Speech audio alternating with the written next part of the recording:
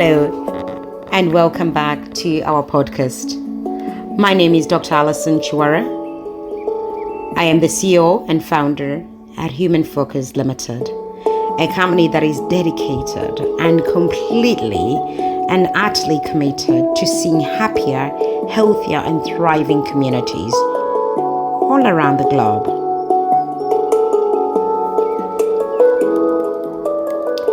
Today, I want to talk about wholeness. And that is actually not just a luxury. It isn't a luxury. It's your leadership currency. It's what makes you the person you expect others to be. So wherever you are, whether you're driving, taking a little walk, as some tell me, or just working, or lying awake in the stillness of your own thoughts, let's take this moment together. A little pause in the noise, a space to perhaps reflect and realign ourselves and remember you are just not here to build many things, but to really become the very best version of yourself. And it's something that has become somewhat of an addiction for me. I've been thinking lately, well, perhaps a lot lately, about the idea of wholeness.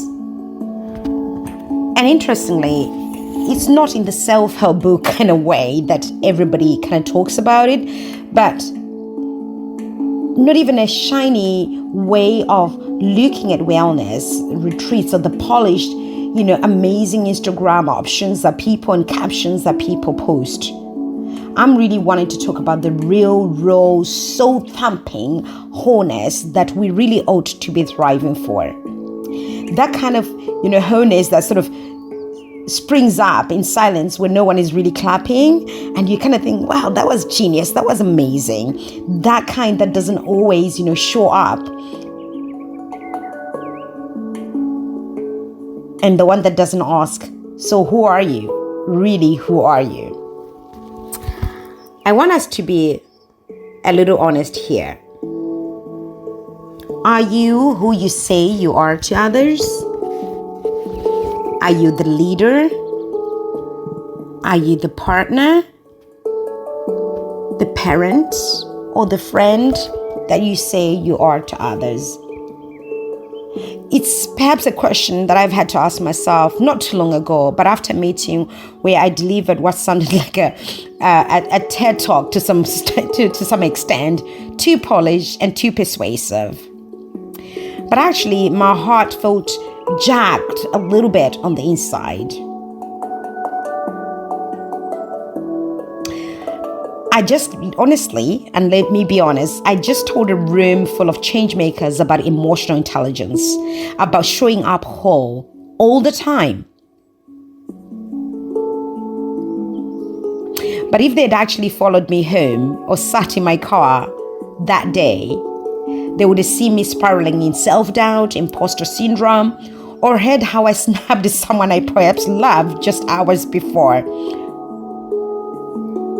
And I wondered, would they still believe my words?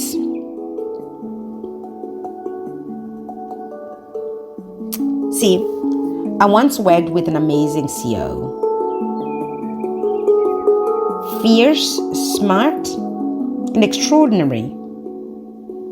On paper, they had it all. All the deals dropping in, smashing their targets, as one says, and an amazing LinkedIn following. But in one of our private coaching sessions, they broke down in tears. And what they said is, I don't even know who I am anymore. I feel like I'm performing my own life. Now that's deep, right? And they said, and I feel like I've created a company culture that expects others to do the same. They'd been exhausted. Not from actually leading their company or leading their peers, but from actually pretending to be somewhat unshakable, pretending to be always, the person that has the right answers and all the answers, pretending that perhaps success was worth more than the peace they really sought. That moment changed everything. But you'll be surprised, it changed me. Because honestly, I probably was them, and sometimes I am them. Maybe you have been too. I don't know. But I guess I said today we are going to be hugely and profusely honest.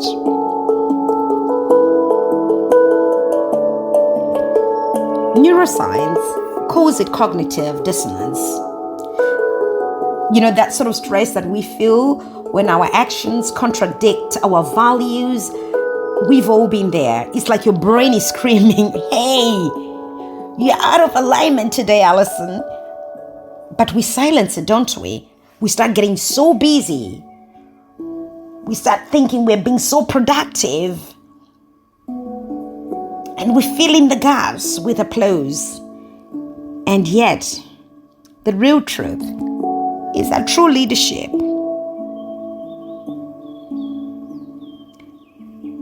sustainable and soulful leadership, cannot survive in dissonance.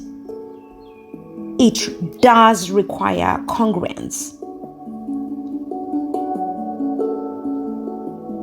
That says that what you say, what you do, and what you believe all walk in the same direction. I know it's hard.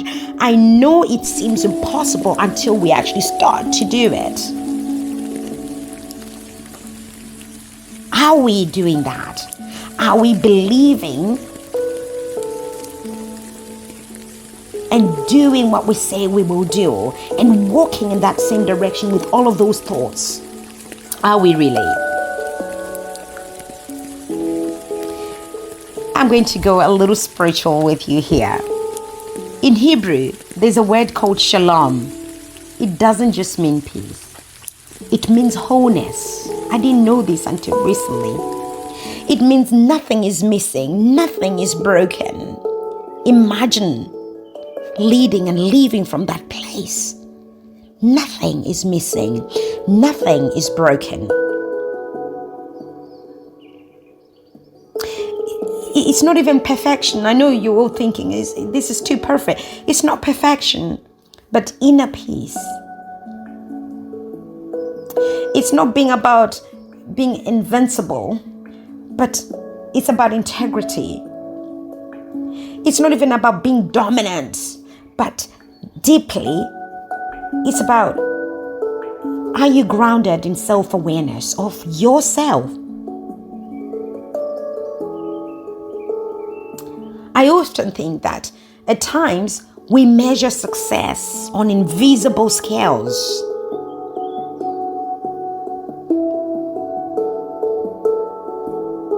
What about if we measured it on some sort of level of synchronicity where who you are in the boardroom, at the office, at work is also in sync with who you are in the mirror? I want us to reflect really honestly. Ask yourself,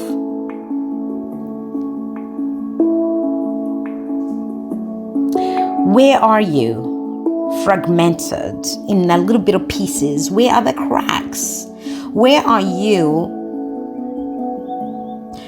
one different person to the other place? Where are you?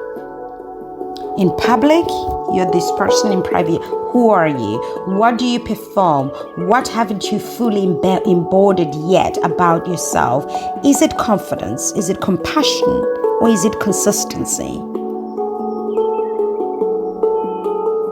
And ask yourself, whose version of success are you actually trying to live out? Whose version?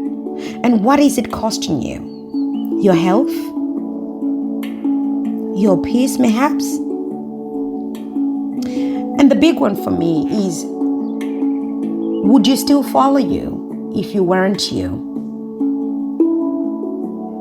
I wonder. I want us to take a massive breath here because I felt like I needed it myself. No judgment, just truth and just us listening to one another. There's an African proverb that says, where there's no enemy within, the enemy outside can do you no harm. Oh, please hear me. It says, where there is no enemy within, the enemy outside can do you no harm. Many of us are actually fighting shadow cast by our own unloved parts. Leadership is not about banishing those parts. No, absolutely not. It's about inviting them home. You see, it's about mastering the art of getting yourself, getting you. Do you get me? Asking yourself, am I getting myself? So you can truly get others. Does this make sense? See, wholeness, to me, I feel isn't a luxury for weekends and therapy sessions. It's the currency of trust. It's the foundation of the legacy that you are trying to build. It is the soft power behind real bold leadership. People don't follow titles, I don't feel. They follow truth. I always say, whenever I am negotiating deals, people buy from people. People do business with people. They follow wholeness. They follow you. When you show up as all of you, magic truly begins to happen. But please, before you go, I know I always say these are 10 minutes nuggets of wisdom, and sometimes I've gone beyond because I do enjoy sharing some of these things in between. But before you do go, please just take a deep breath with me. And just ask yourself this very simple question.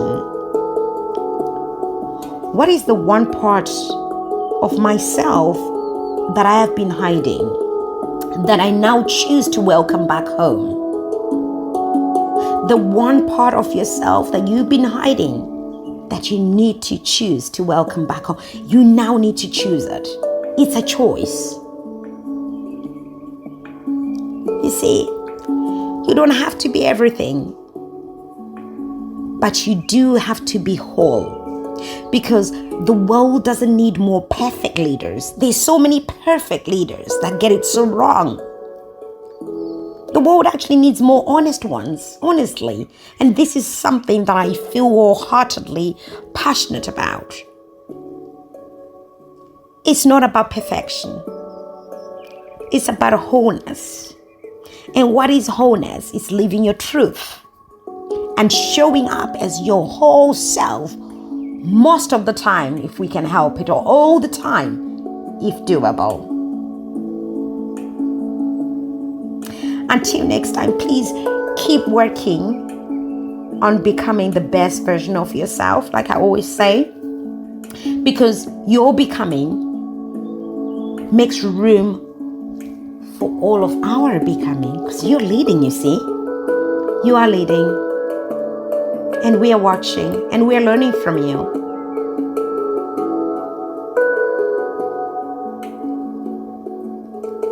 And just remember this incredible African proverb. When there is no enemy within, the enemy outside can do you no harm. Just keep learning without judgment, but just bring your whole truth. Most of the times. Shalom. And just remember, doesn't only just mean peace. It also means wholeness. Nothing broken, nothing fragmented, nothing missing.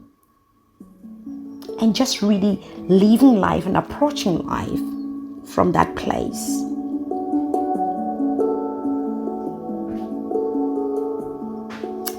And remember, find your groundness and self-awareness just for you. And until next time, it's goodbye from me. And it's goodbye from Human-Focused Ltd. from your home, your boardrooms, your communities, your nations. Until next time, it's goodbye for now.